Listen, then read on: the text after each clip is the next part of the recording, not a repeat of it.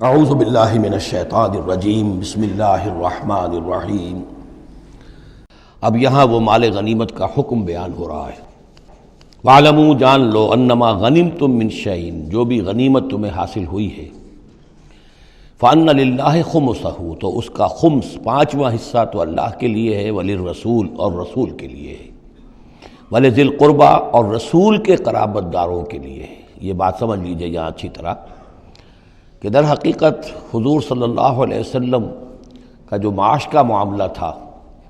جب تک آپ مکے میں تھے، حضرت خدیجہ الکبریٰ رضی اللہ تعالی عنہ کی دولت جو ہے اس سے آپ کا کام چل رہا تھا، جو بھی بچا کچا ان کا سرمایہ تھا۔ مدینے میں آ کر ظاہر بات ہے کہ اب آپ کے پاس اپنا کوئی ذریعہ معاش نہیں تھا، نہ آپ کوئی تجارت کرتے تھے، تو اب آپ کے اخراجات، اور پھر یہ کہ آپ کے بھی قرابت دار ہیں، آپ کی ازواج مطہرات ہیں، ان کے اخراجات کہاں سے آئیں گے؟ تو مال غنیمت میں سے خمس جو ہے وہ اس کام کے لیے رکھ لیا گیا، گویا وہ بیت المال کا حصہ ہوگا، اور بیت المال ہی کفالت کرے گا حضور کی بھی اور حضور کے قرابت داروں کی بھی۔ اس کے علاوہ اس بیت المال میں یتامى والمساکین وابن السبیل، اس میں حصہ ہوگا یتیموں کے لیے بھی اور مساکین اور محتاجوں کے لیے بھی اور مسافروں کے لیے بھی۔ یہ گویا کہ پانچواں حصہ مال غنیمت کا تو ہو گیا، سرکار سمجھ لیجیے سرکاری ہو گیا، لیکن اس سرکار میں سب سے بڑا خرچ جو ہے وہ در حقیقت محمد رسول اللہ صلی اللہ علیہ وسلم کے ذاتی، آپ کے اخراجات، آپ کے ازواج مطہرات کا نفقہ، آپ کے قرابت داروں کا ذوی القربیٰ، جس میں آپ کو بھی تو ظاہر بات ہے کہ کچھ نہ کچھ صلہ رحمی آپ فرماتے تھے، تو اس کے لیے، اور یہ کہ یتیموں اور مساکین کے لیے وابن السبیل۔ ان کنتم آمنتم باللہ، اگر تم ایمان رکھتے ہو اللہ پر، وما انزلنا علی عبدنا، اور اس شے پر جو ہم نے نازل کی اپنے بندے پر، یوم الفرقان، فیصلے کے دن، یعنی جو شے نازل کی وہ ہے غیبی امداد، نصرت غیبی، جو فرشتے آئے۔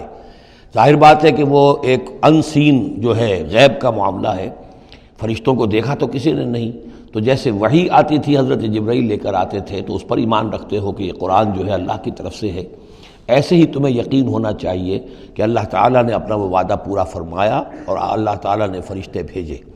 تو اگر تمہیں وہ یقین ہے تو پھر تم اس حکم کو پورے طور پر یوں سمجھیے کہ دلی طور پر اس کو قبول کرو، خوش دلی کے ساتھ، پوری طریقے سے، کہ خمس جو ہے وہ تو اللہ اور اس کے رسول کا، بیت المال کا۔ بقیہ کے بارے میں حضور نے فرما دیا کہ 4/5 جو ہے یہ اب تقسیم ہو جائے گا مجاہدین کے درمیان۔ اس میں اس سے کوئی بحث نہیں ہے کہ کس نے کتنا جمع کیا، سارا مال ایک جگہ جمع ہوگا اور پھر اس کے حصے لگیں گے، چاہے کوئی پہرے پر تھا، جنگ کی نوبت ہی نہیں آئی، چاہے یہ کہ کوئی باقاعدہ جنگ میں کسی نے حصہ لیا، چاہے کسی نے مال غنیمت جمع کیا، چاہے نہیں کیا، جو بھی جنگ میں ہے ان کو برابر کا حصہ ملے گا۔ اس میں یہ ہے کہ جو سواریوں والے تھے انہیں دوہرا، اور جو پیدل تھے انہیں اکیرا، اس لیے کہ سواریاں اگر کسی کا اونٹ ہے، کسی کا گھوڑا ہے، 2 گھوڑے بھی تھے، تو ظاہر بات ہے کہ اس کے چارے وغیرہ کا بندوبست وہ خود اپنے پاس سے کرتا تھا۔ کوئی سپلائی لائنز تو آج کل کی جس طرح فوجوں کی ہوتی ہیں وہاں موجود نہیں تھی، لہذا جو مجاہد تھا کہ جو سوار تھا گھوڑے پر یا اونٹ پر، جس کا اپنا گھوڑا تھا، اپنا اونٹ تھا، اس کو دوہرا حصہ، اور جو عام پیادہ جو مجاہد تھا اس کو اکیرا۔ وَاعْلَمُوا أَنَّمَا غَنِمْتُم مِّن شَيْءٍ فَأَنَّ لِلَّهِ خُمُسَهُ وَلِلرَّسُولِ وَلِذِي الْقُرْبَى وَالْيَتَامَى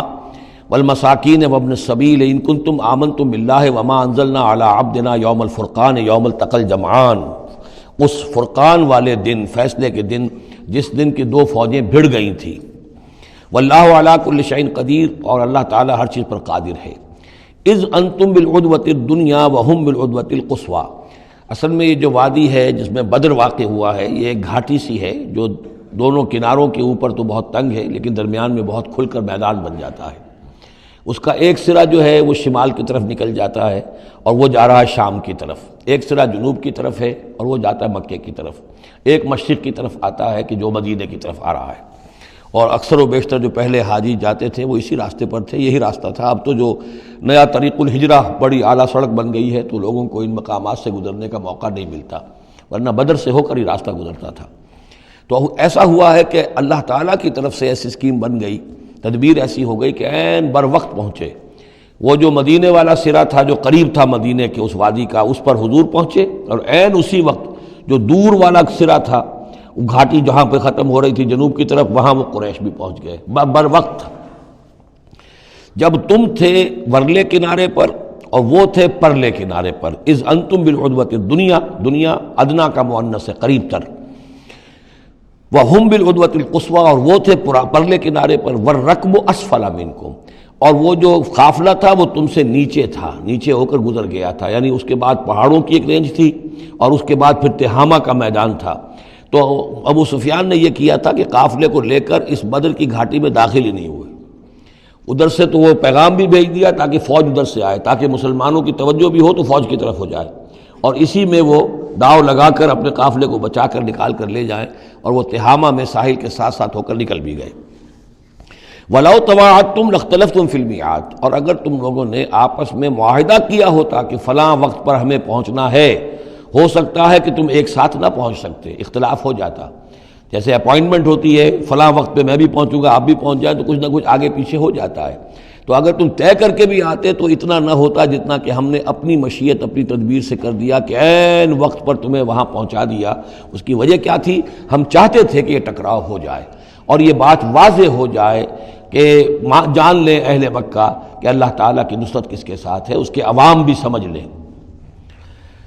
وَلَٰكِن لِيَقْضِيَ اللَّهُ أَمْرًا كَانَ مَفْعُولًا، لیکن یہ سب کچھ لیے ہوا تاکہ اللہ تعالیٰ طے کر دے وہ شے، فیصلہ کر دے کہ جو ہو کر رہنی ہے، كَانَ مَفْعُولًا لِيَهْلِكَ مَنْ هَلَكَ عَنْ بَيِّنَةٍ، تاکہ اب جسے ہلاک ہونا ہے وہ ہلاک ہو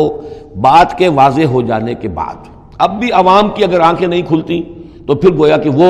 پھر مورد الزام خود ہے، اب ان کے سرداروں نے جو کچھ ان کی مت ماری تھی، اب آ کر اس موقع کے بعد ان کی آنکھیں کھل جانی چاہیے۔ اب بھی اگر کوئی ہلاک ہوتا ہے تو بات کے واضح ہونے کے بعد ہلاک ہو،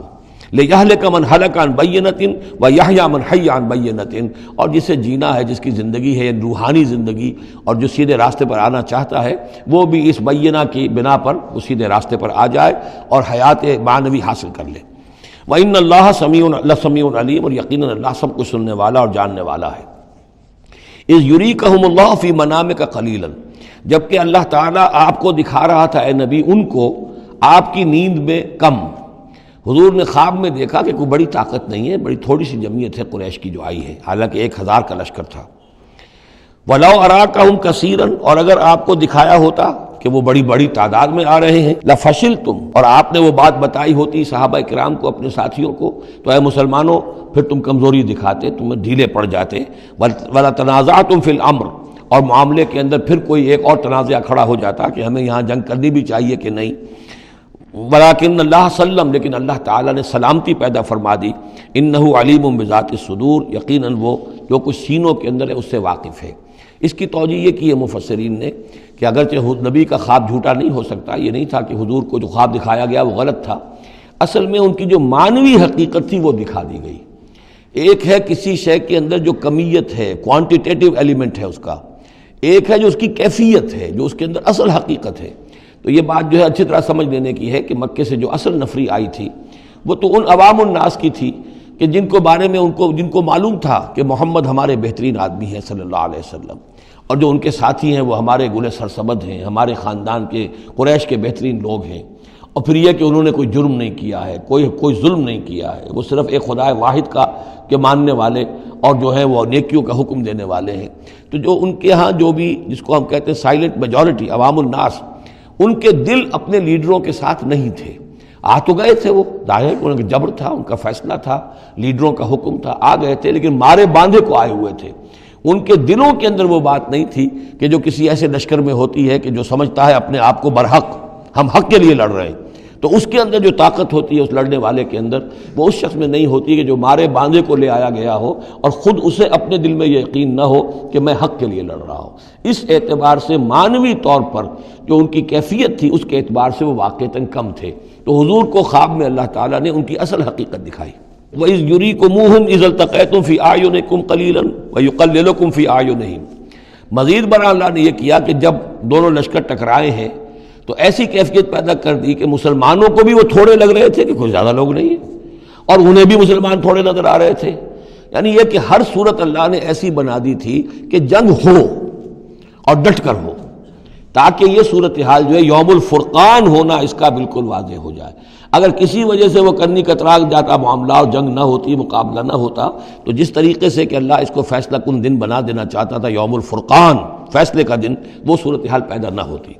لِيَقْضِيَ اللَّهُ أَمْرًا كَانَ مَفْعُولًا، تاکہ اللہ پورا کر دے اس معاملے کو کہ جو ہونے والا ہی تھا۔ وَإِلَى اللَّهِ تُرْجَعُ الْأُمُورُ، اور تمام معاملات بالآخر تو اللہ ہی کی طرف لوٹا دیے جائیں گے۔ صدق اللہ العظیم۔